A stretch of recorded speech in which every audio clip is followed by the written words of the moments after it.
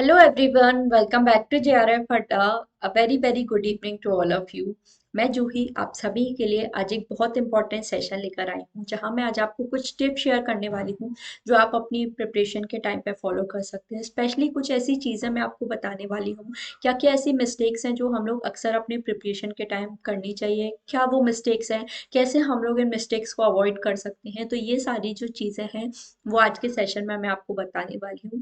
आज के सेशन को ज़रूर लास्ट तक देखिएगा, काफ़ी हेल्पफुल आज का सेशन आप सभी के लिए होने वाला है। तो चलिए हम लोग अपना सेशन स्टार्ट करते हैं, बट उससे पहले आप में से कोई भी ऐसा है जो फॉर द फर्स्ट टाइम मुझे देख रहा है, तो मेरा नाम जूही जैन है। जेआरएफ मैंने जून 2023 में क्वालिफाई किया है and paper one plus paper to sociology subject की क्लासेस जेआरएफ अड्डा पे मैं आप सभी के लिए लेकर आती हूँ। तो इन क्लासेस में आप लोग मुझे फॉलो कर सकते हो। साथ ही जेआरएफ अड्डा ऐप एंड टेलीग्राम चैनल को भी ज्वाइन कर लीजिए। जेआरएफ अड्डा ऐप पर आपको सभी टीचिंग एग्जाम्स की प्रिपरेशन कराई जाती है, तो आप लोग ज़रूर ऐप को भी डाउनलोड कर लीजिए। काफ़ी ज़्यादा फ्री ऑफ कॉस्ट कंटेंट भी यहाँ आपके लिए अवेलेबल है। यूट्यूब क्लासेस आपको यहाँ पर मिल जाती हैं, क्विजेज आपको यहाँ मिल जाती हैं, फ्री टेस्ट एंड ब्लॉग्स भी आपको यहाँ मिल जाती हैं जेआरएफ अड्डा पर, तो इसको भी आप लोग ज़रूर डाउनलोड कर लीजिए। यूट्यूब के जो हमारे लर्नर्स हैं उनके लिए भी एक फ्री सीरीज़ यहाँ पर चल रही है, तो पेपर वन की सभी यूनिट्स की क्लासेस आपके लिए होती हैं। तो अदिति मैम, आयुषी मैम, रचना मैम और मैं आप सभी के लिए पेपर वन की क्लासेस लेकर आती हैं, तो इन क्लासेस को आप लोग ज़रूर फॉलो कर सकते हो।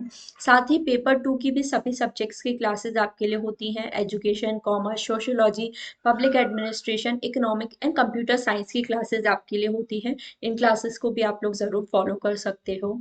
एंड जो हमारे लर्नर्स हैं जो स्पेशली डेडिकेटेड तरीके से जून 2024 की प्रिपरेशन करना चाहते हैं, अगर आप प्रॉपर स्ट्रक्चर्ड वे में तैयारी करना चाहते हो जून 2024 के लिए, तो आप हमारा एटम बैच भी ज्वाइन कर सकते हो। यहाँ बिल्कुल अपडेटेड सिलेबस के साथ सारी जो प्रिपरेशन है वो आपको कराई जाएगी। एकदम स्ट्रक्चर्ड सिस्टमेटिक पैटर्न में सारी चीज़ें आपको यहाँ कवर कराई जाएंगी। तो ये बैच को भी आप लोग ज़रूर ज्वाइन कर सकते हैं। बिल्कुल न्यू ईयर है, तो आज यानी कि 31 दिसंबर एंड 1 जनवरी कल आपको 10% ऑफ भी हमारे सभी कोर्सेज पर दिया जा रहा है। तो अगर आप अच्छे से जून 2024 के लिए प्रिपरेशन करना चाहते हो तो ज़रूर आप इस अपॉर्चुनिटी को मिस मत कीजिए। NY10 कोड यूज़ करके आप ये जो 10% ऑफर है इसको भी आप लोग अवेल कर सकते हो। तो ज़रूर इस अपॉर्चुनिटी को मिस मत करिए। डिफरेंट ऑफरिंग्स आपके लिए हैं। Paper one, only paper one आप ले सकते हो, only paper two and paper one plus paper to की भी क्लासेस आप लोग यहाँ पर ले सकते हो। अगर आपका पेपर टू सोशोलॉजी है तो यहाँ पे अगर ओनली पेपर टू का आप कोर्स लेते हो तो वीडियो कोर्सेज एंड मेरी जो हैंडबुक है वो भी आपको यहाँ पर मिल जाती है। Paper one plus paper two आप लेते हो तो video courses, test series, handbook and crash courses भी आपको यहाँ पर मिल जाते हैं।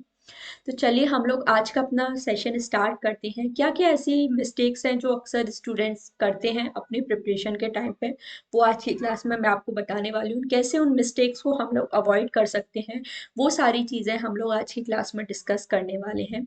तो फर्स्ट मिस्टेक जो अक्सर स्टूडेंट करते हैं वो ये है, डिफरेंट एजुकेटर्स को हम लोग फॉलो करते हैं। पहले भी कई बार मैंने आपको ये चीज़ बताई है, एंड ये जो मिस्टेक्स है अक्सर यूट्यूब के स्टूडेंट के साथ ज़्यादा होती है, क्योंकि जिन्होंने कोर्स लिया है उन्हें तो पता है कि इसी एजुकेटर को अब हमें फॉलो करना है, क्योंकि प्रॉपर स्ट्रक्चर सिस्टमेटिक तरीके से आपको उनकी क्लासेस मिल जाती हैं।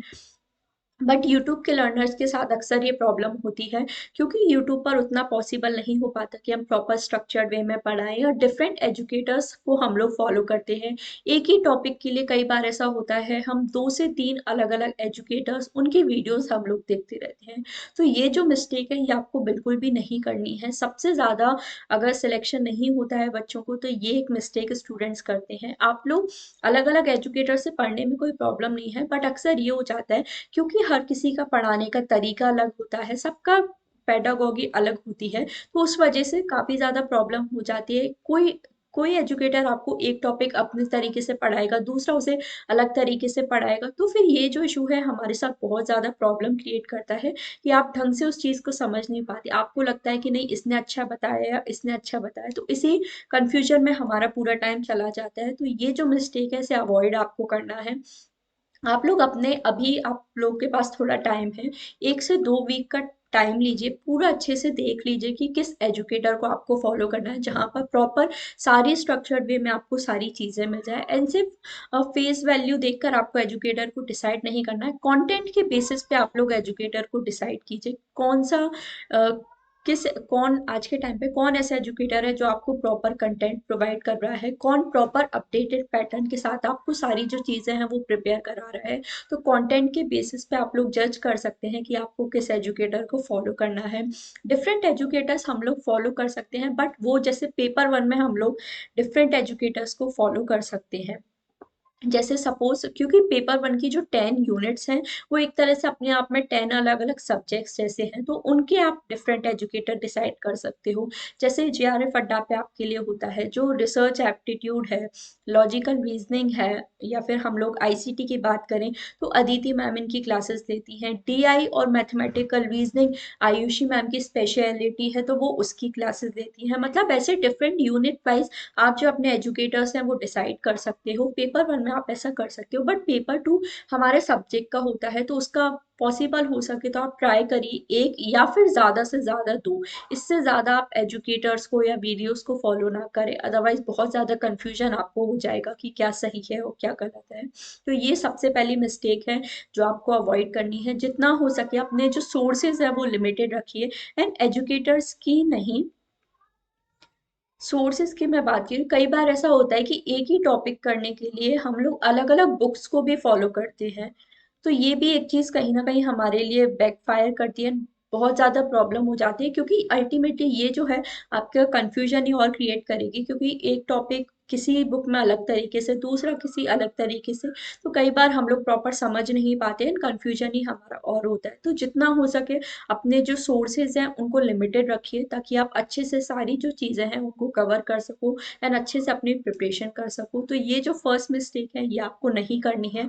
अलग अलग एजुकेटर से पढ़ने से अच्छा है आप अपने एक दो एजुकेटर डिसाइड कर लीजिए एंड उन्हीं से आप सारी जो पढ़ाई है वो अपनी कर सकते हैं। तो ये चीज़ आपको अच्छे से ध्यान रखनी है।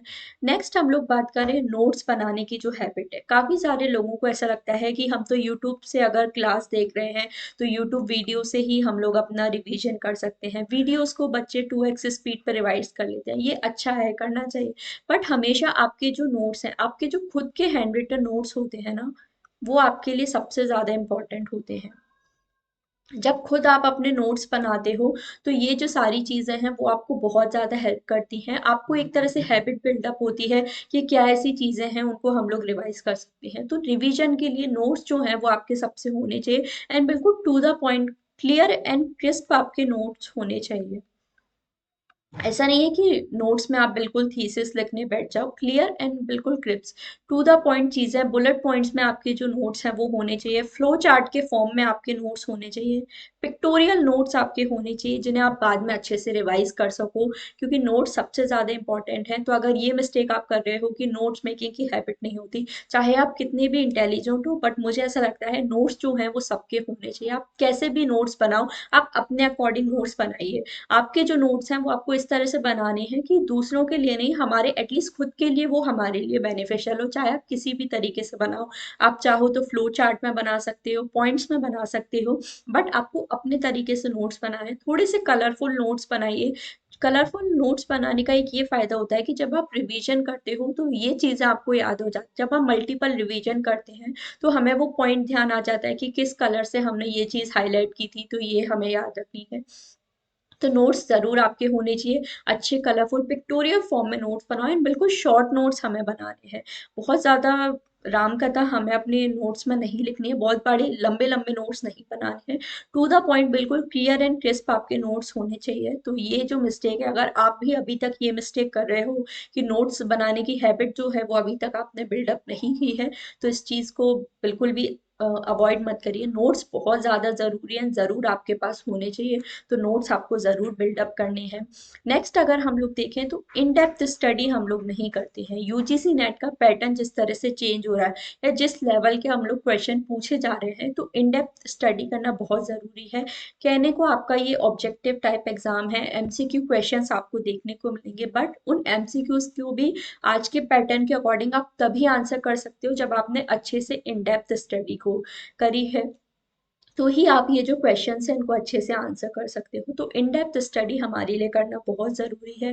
कंसेप्ट जो हैं वो आपको अच्छे से क्लियर करने हैं, तो उसके लिए आपको बहुत ज़्यादा अच्छे से इन डेप्थ स्टडी करनी है, रेदर देन कि आप बहुत सारे, कई बार स्टूडेंट ये मिस्टेक करते हैं कि बहुत ज़्यादा पढ़ने की कोशिश करते हैं। हम लोग 10 टॉपिक पढ़ने की जगह, 100 टॉपिक पढ़ने की जगह 1000 टॉपिक कवर करने की कोशिश करते हैं। तो वो 1000 टॉपिक कवर करने से अच्छा है आप ये पहले जो ये जो 100 टॉपिक है, जो मोस्ट इंपॉर्टेंट टॉपिक है, जहाँ से अक्सर आपको क्वेश्चंस देखने को मिलते हैं, तो पहले आप ट्राई करो ये जो 100 टॉपिक है जहाँ से अक्सर हमें क्वेश्चन देखने को मिलते हैं, इनको हम लोग इन डेप्थ में कवर करें, जिससे यहाँ से हमारा कोई भी जो क्वेश्चन है वो हमारा गलत ना हो। फिर उसके बाद अगर टाइम बचता है तो आप टॉपिक कवर कर सकते हो, बट रेदर देन कि आप सब कुछ 100% सिलेबस या टॉपिक्स पढ़ने जाओ, उससे अच्छा है कम टॉपिक आप पढ़ो लेकिन उन्हें इतने अच्छे से इन डेप्थ में वो सारी चीज़ें कवर करो कि वहाँ से आपका कोई भी क्वेश्चन गलत ना हो। तो ये जो मिस्टेक है ये भी आपको अवॉइड करने से बचना है।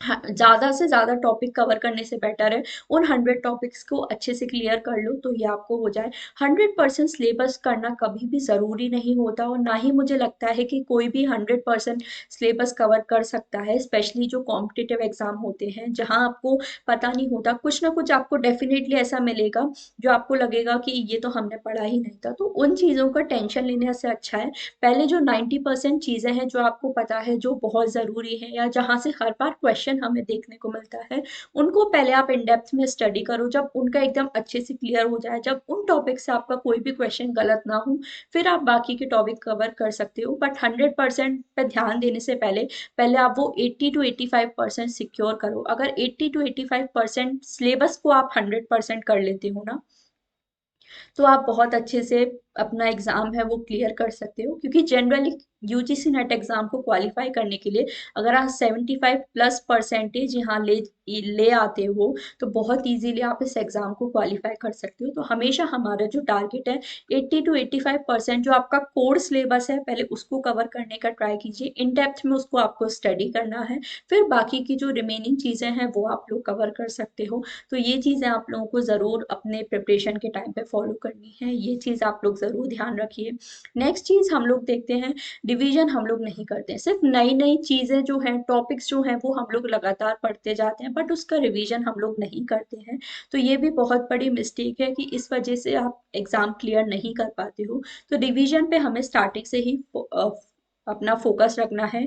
3:1 रूल हमारा फॉलो होता है, एक टॉपिक जो आपने पढ़ा है उसका कम से कम 3 बार रिवीजन करिए, एंड हर 3 दिन में आपको रिवीजन करना है, मतलब एक वीक में कम से कम 2 बार आपका रिवीजन होना ही चाहिए। तो रिवीजन पे आप लोगों को शुरू से ही बिल्कुल सबसे ज़्यादा फोकस करना है, क्योंकि ये चीज़ आपका जेआरएफ क्लियर कराने में आपको बहुत ज़्यादा हेल्प करेगी, रेदर देन सेम वही बात है कि आप 100% सिलेबस कवर करने से अच्छा है पहले उस 80 to 85% पे फोकस करो, उसको अच्छे से इन डेप्थ स्टडी करो, उसका अच्छे से बार बार रिवीजन आप करो। जब ये सारी चीज़ें आपके अच्छे से क्लियर हो जाए, फिर हम लोग आगे आगे की ओर कंटिन्यू कर सकते हैं। बट रिवीजन पे आपको बहुत ज़्यादा फोकस देना है, क्योंकि ये चीज़ आपको बहुत ज़्यादा हेल्प करेगी जेआरएफ क्लियर करने में। तो रिवीजन आपको अच्छे से करना है। रिवीजन करना कैसे है, जो शॉर्ट नोट्स आप लोग बनाओगे उसी से आपको रिवीजन करना है। अगर दिन में आप एक वीडियो भी देख रहे हो तो एटलीस्ट आप ट्राई करा करो कि वीडियो देखने के बाद एटलीस्ट 10 to 15, अगर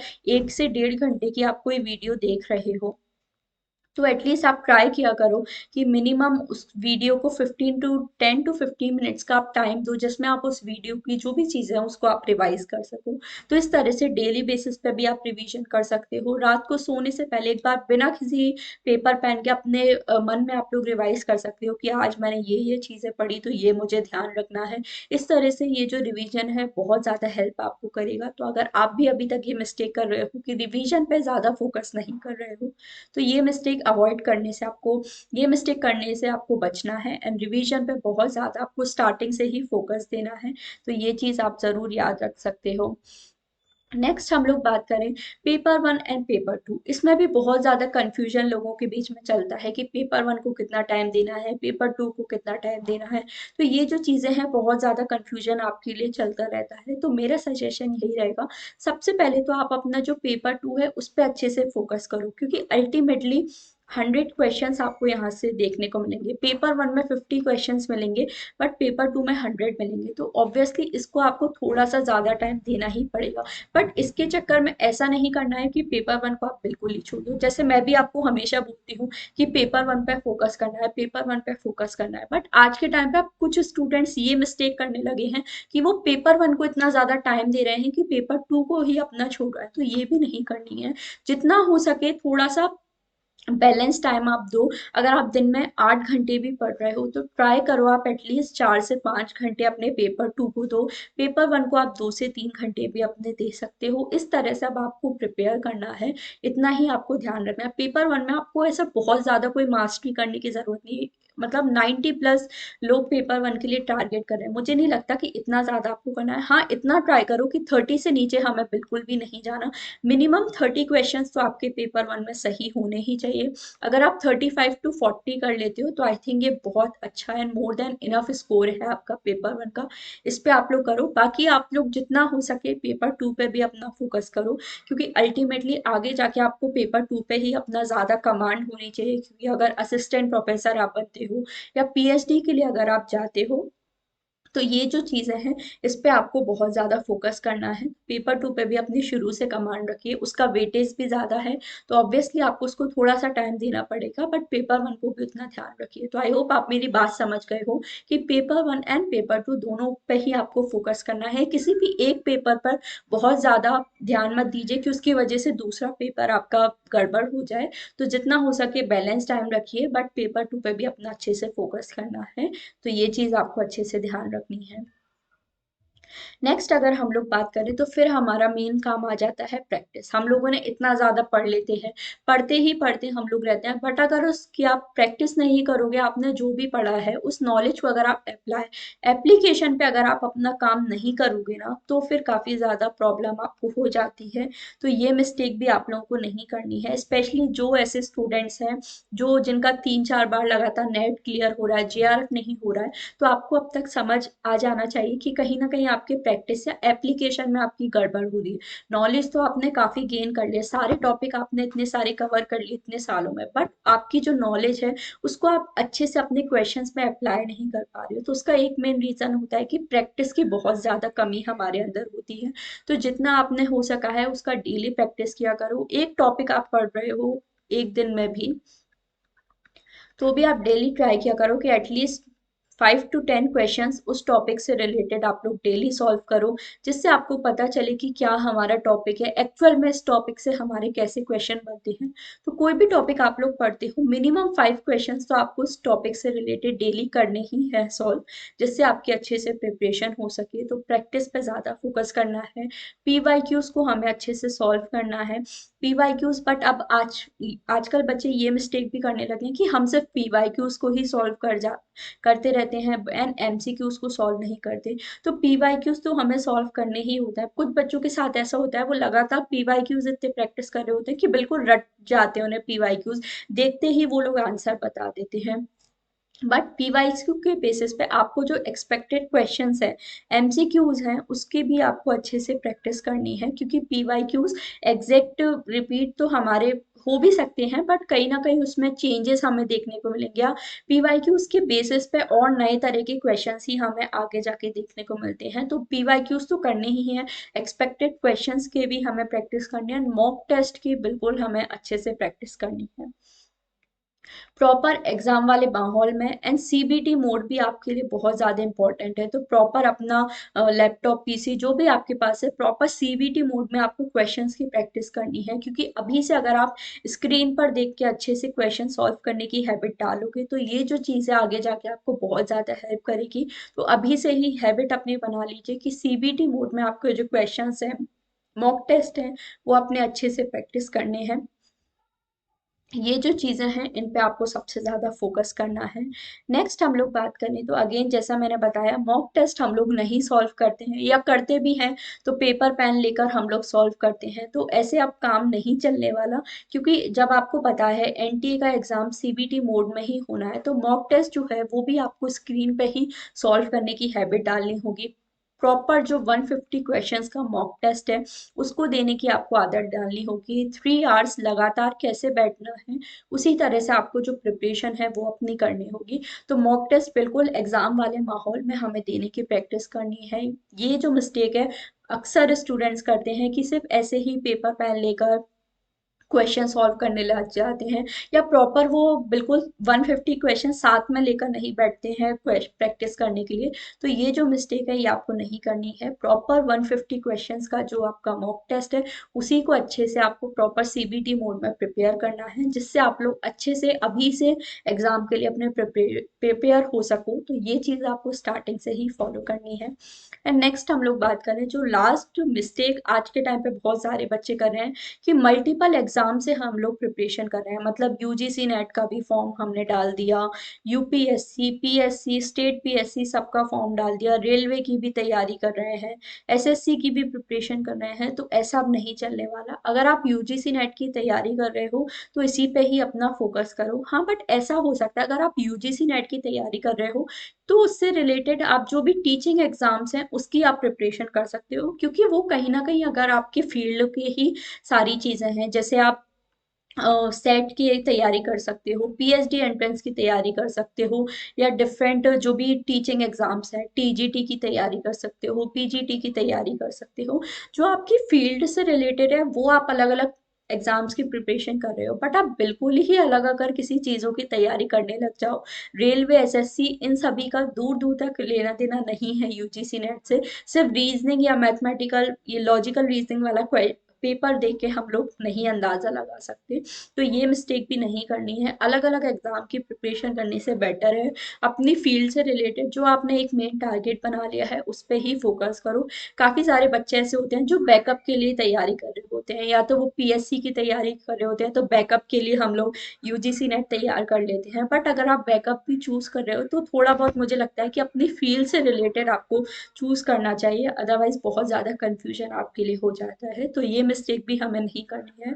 जिस चीज़ के लिए आप प्रिपेयर कर रहे हो उस पर फुली फोकस्ड रहकर आपको प्रिपरेशन करनी है, जिससे आप इजीली अपना एग्जाम क्वालिफाई कर सको। तो इन चीज़ों पे आपको फोकस करना है।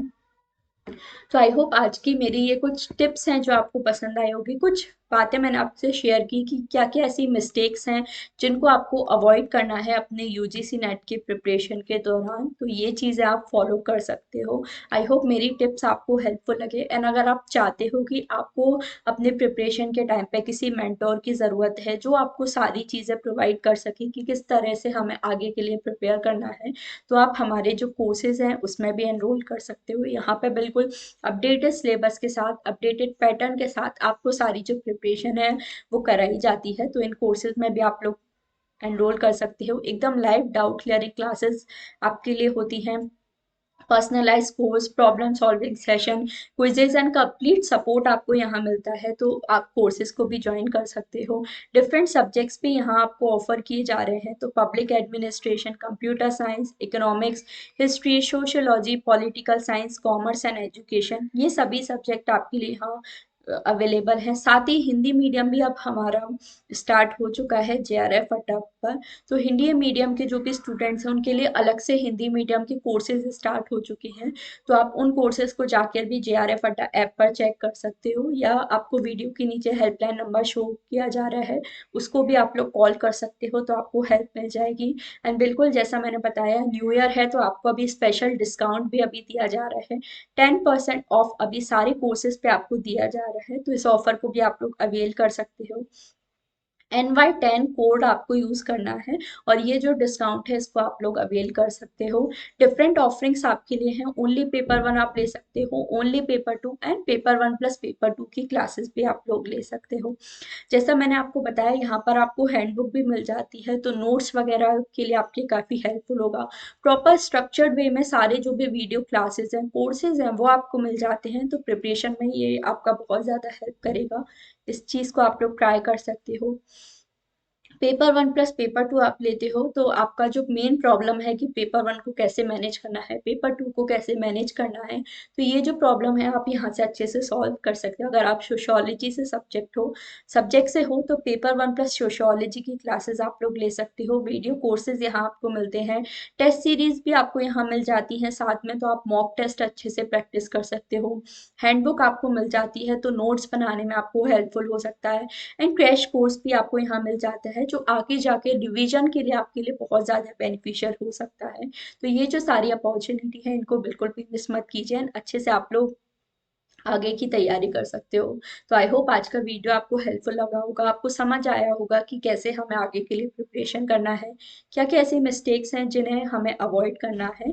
तो इन मिस्टेक्स को ध्यान में रखिए and अच्छे से प्रिपेयर करते रहिए। And once again happy new year to all of you. अच्छे से आप लोग प्रिपरेशन करिए and बिल्कुल इस आने वाले साल में आपका जेआरएफ क्लियर हो, आपका जो भी ड्रीम है जेआरएफ क्लियर करने का, असिस्टेंट प्रोफेसर बनने का, पीएचडी करने का, वो ज़रूर पूरा हो। यही मेरी आप सभी के लिए ब्लेसिंग्स है। So once again a very happy new year to all of you and thank you so much for joining the session.